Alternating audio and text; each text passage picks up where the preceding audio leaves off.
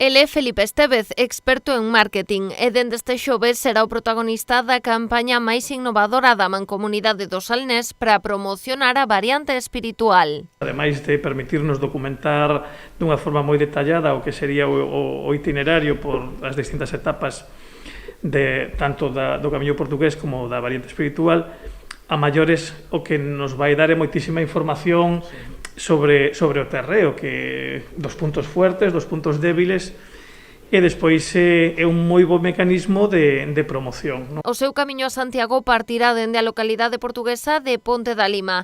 Dende aí cumprirá 7 etapas ata Compostela, cubrindo unha parte da ruta pola variante espiritual.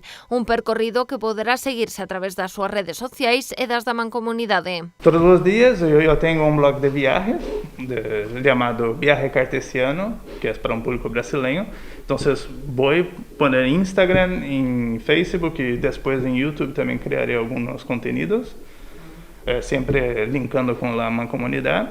Também criarei conteúdos próprios para a Mancomunidade, como fotos, vídeos também, stories principalmente. E trabalharei muito com esta divulgação do caminho, de cada etapa, em cada sítio, hablaremos sobre as experiências, o que estamos vivenciando. Ademais de trasladar a súa experiencia nas redes sociais, Felipe cumprirá outro labor, repartir máis de 3.000 folletos sobre a variante ao seu paso. Do reparto de folletos que promocionen a nosa variante, tanto en albergues públicos como en albergues privados, que ademais son o principal foco de peregrinos na nosa comarca. Reparto de información tamén nos establecementos que haya na ruta e, ademais, a creación dunha base de datos desos establecementos e desos albergues privados que nos poidan poder dirixirnos a eles para promocionar a variante. Felipe é brasileiro, polo que conta con chegar a moitos compatriotas que xa seguen o seu blog de viaxes, elaborando tamén contidos en portugués.